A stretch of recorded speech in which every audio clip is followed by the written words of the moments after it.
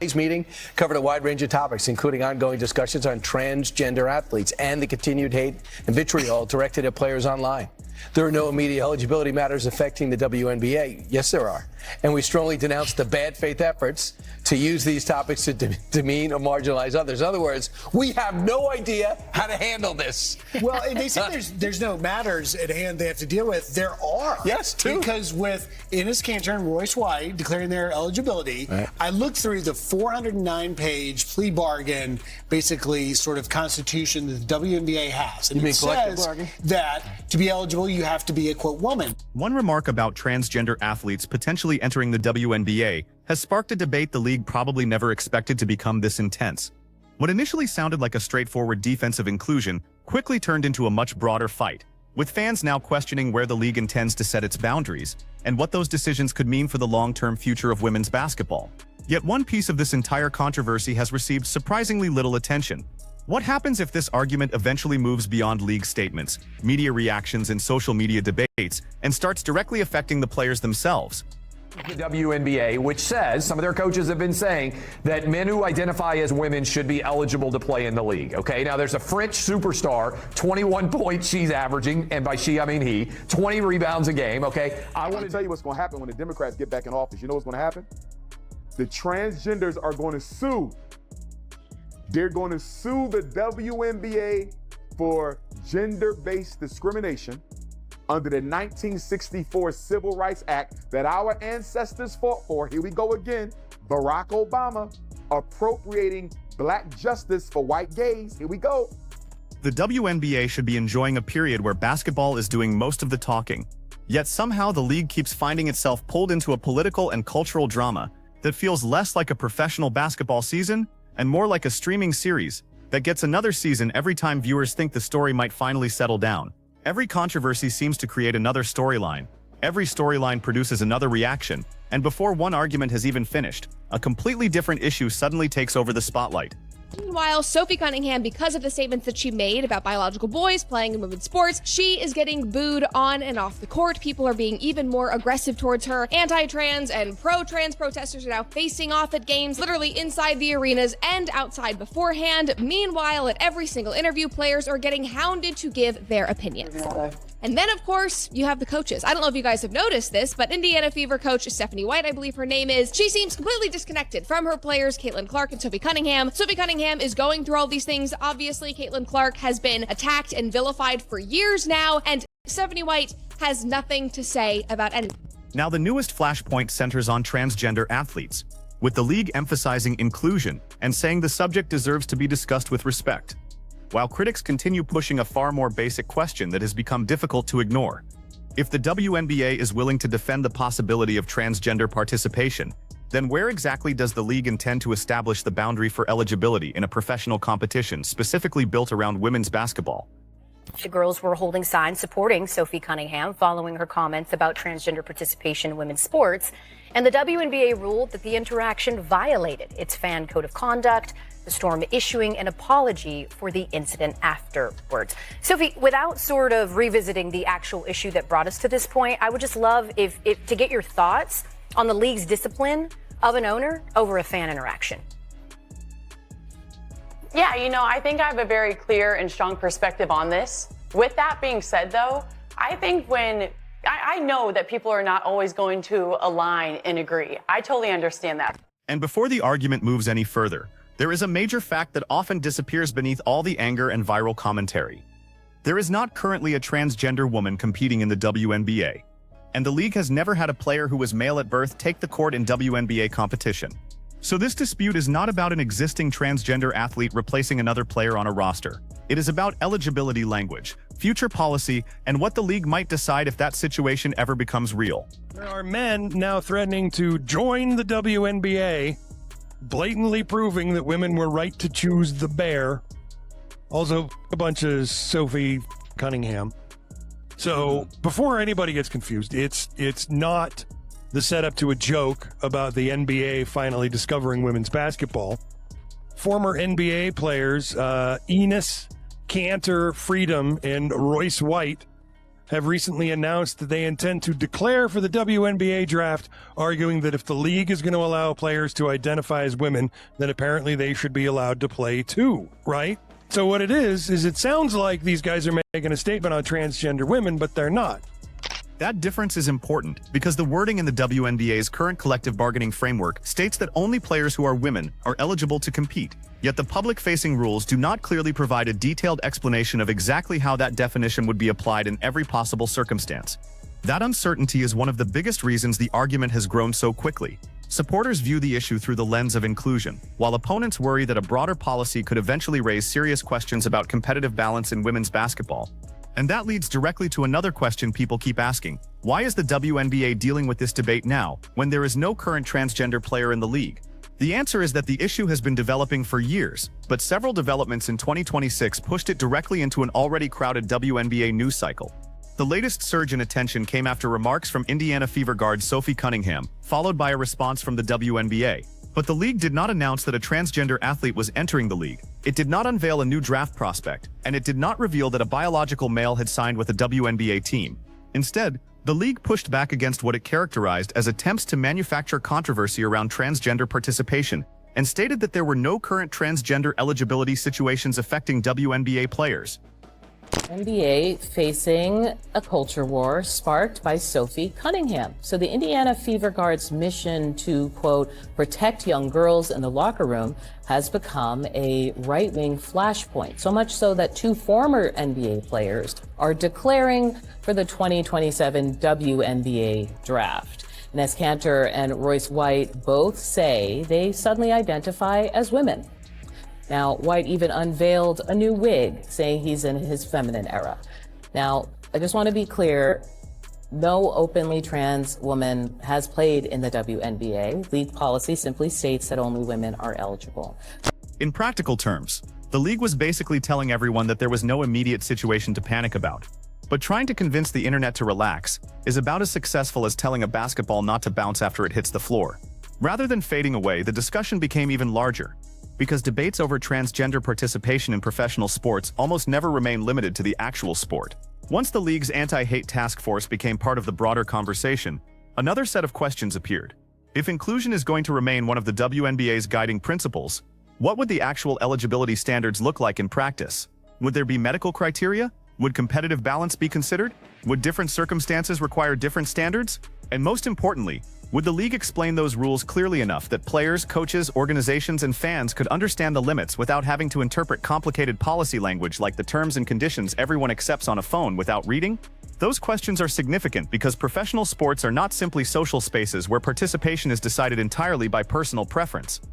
Of having that respect, having that love, and pursuing peace in these conversations, in these debates, because I think that is healthy. Now, with that being said, I just hate how the basketball of it all is just getting overshadowed. I think that you are seeing teams playing at the highest level they've ever played at. You see great basketball, the most elite level basketball this league has ever seen.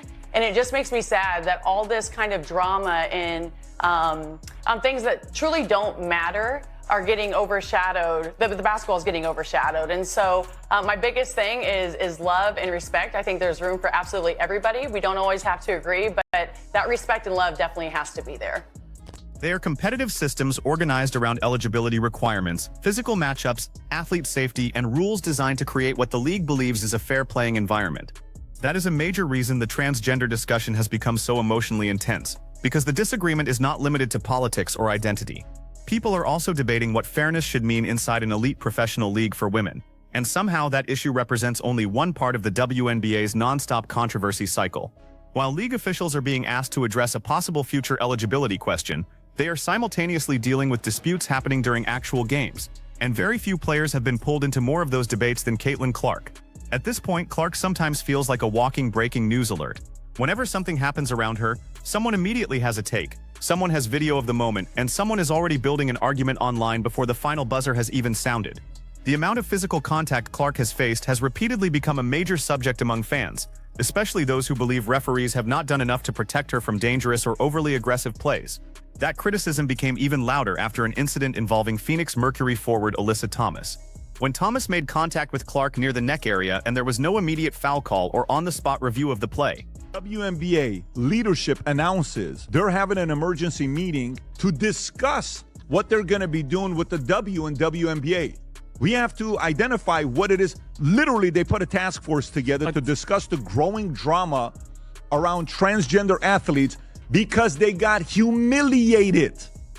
They got humiliated by not taking a position. All they have to do is, Vinny, make a position at the top to say where they stand, and it would have been done with. But every single time you're hearing Caitlin Clark in interviews like, can we just talk basketball? Of course, claiming that every hard foul involving Clark represents deliberate targeting is a different argument entirely, because determining intent requires more than watching a physical play in slow motion and deciding it appears suspicious. Basketball is naturally aggressive. Defenders misjudge plays, bodies collide, players lose control, and sometimes an ugly foul is simply the result of a fast physical possession rather than a planned attack. Still, public perception has become nearly as influential as the play itself. When fans trust that referees are enforcing the rules consistently and protecting the legitimacy of the competition, they are much more willing to accept controversial calls, intense physicality, and occasional mistakes as part of professional sports. But once fans start believing that certain stars receive different treatment or that dangerous contact is being overlooked, every new incident gets added to an expanding collection of evidence in a much bigger argument. At the same time, league expansion and increased attention have created enormous excitement about the future of women's basketball. The WNBA clearly has real momentum, and there is no serious argument that the league occupies the same position today that it did only a few years ago. Charles, what about if the WNBA, let's say for example, they were willing to take it as ridiculously far as you just intimated, and they were declared ineligible for the WNBA draft. From a legal perspective, what's the strongest legal argument Enes Kanter Freedom and Royce White could make? I mean, they would have to try to play some game, a charade of decrying discrimination on in some way, shape, or form, sex discrimination. I mean, I think that is what makes the entire situation so strange. The topic surrounding the WNBA can change almost completely within 24 hours.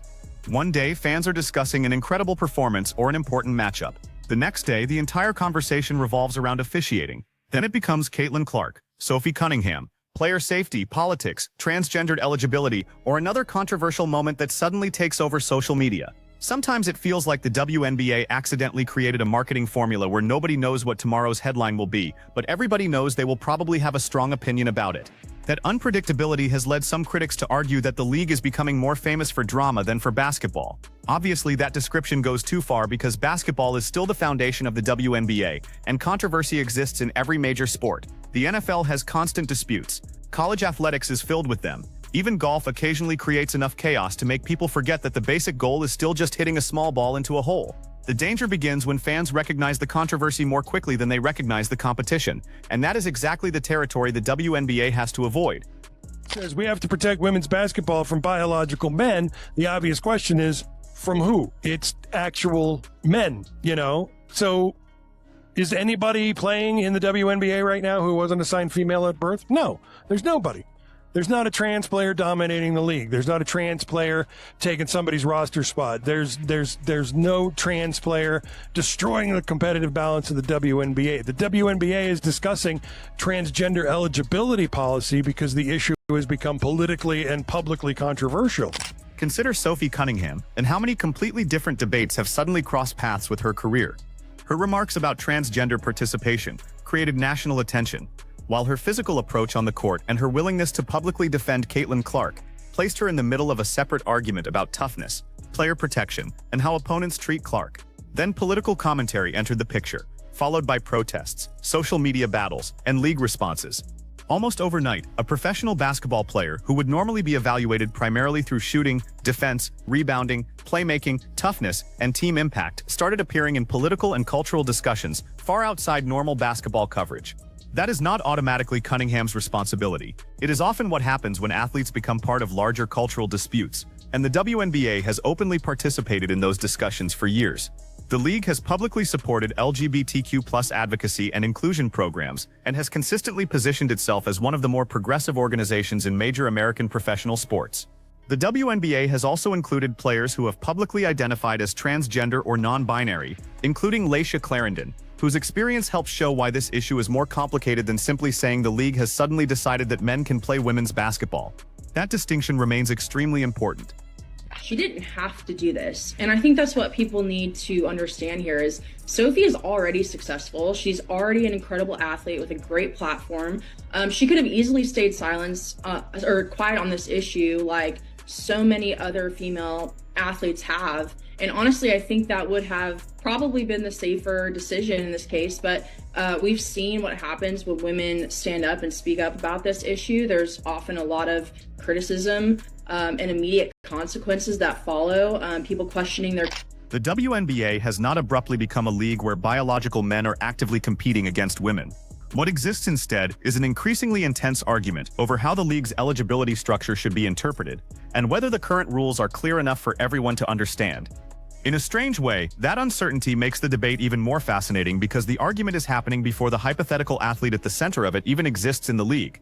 The WNBA is essentially fighting over the rulebook for a situation that has not yet occurred. That also means the league still has time to eliminate some of the confusion before a real case turns the issue into an even larger crisis. If inclusion is going to be emphasized, the WNBA needs to explain precisely what inclusion means inside a professional women's basketball league. If competitive fairness is supposed to be the highest priority, the league needs to describe exactly how that standard would be protected. The longer the eligibility rules remain vague in the eyes of the public, the easier it becomes for every side to invent its own interpretation. Supporters may believe the league is gradually preparing for broader inclusion, while critics may assume the WNBA plans to weaken traditional boundaries around women's competition. Once both groups become convinced that information is being hidden from them, public trust can disappear very quickly.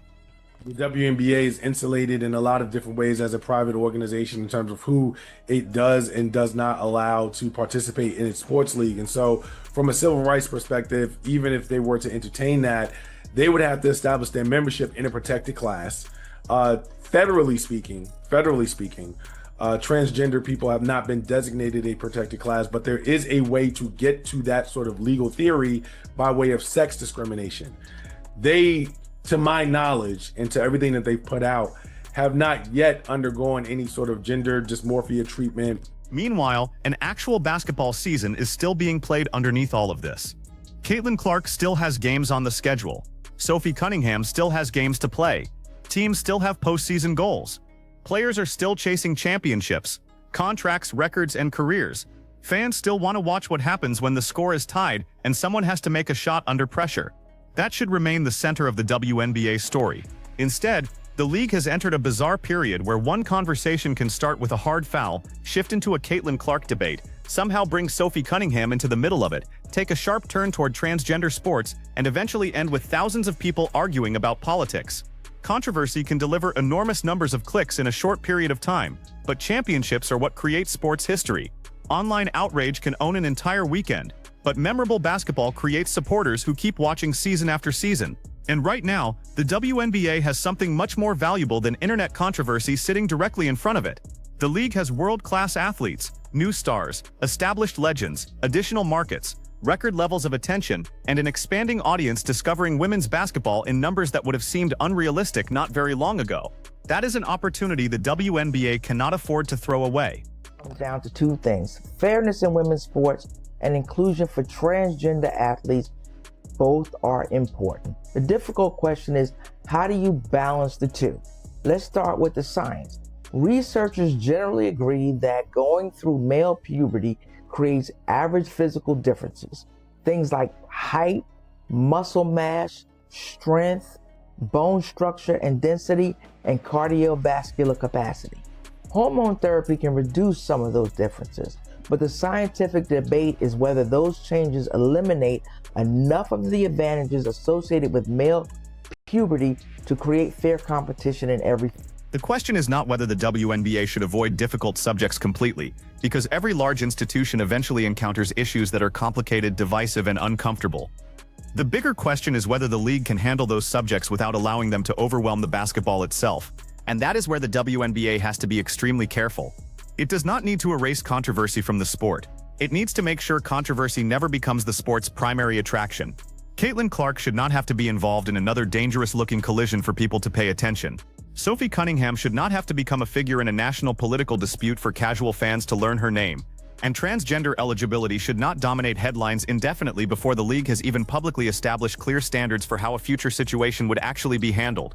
When the drama grows larger than the games, The WNBA risks confirming the exact criticism its harshest opponents already make, that whatever controversy happened most recently can become more important than whichever game was played most recently. And now several major questions are directly in front of the league. Can the WNBA clarify transgender eligibility without creating an even bigger backlash? Can referees convince fans that dangerous contact, player safety, and officiating standards are being enforced consistently? Can Caitlin Clark, Sophie Cunningham, and the league's other stars become known first for what they accomplish as basketball players? And perhaps the biggest question of all is whether the WNBA can prove that the drama is something happening around the sport rather than something gradually becoming the sport itself.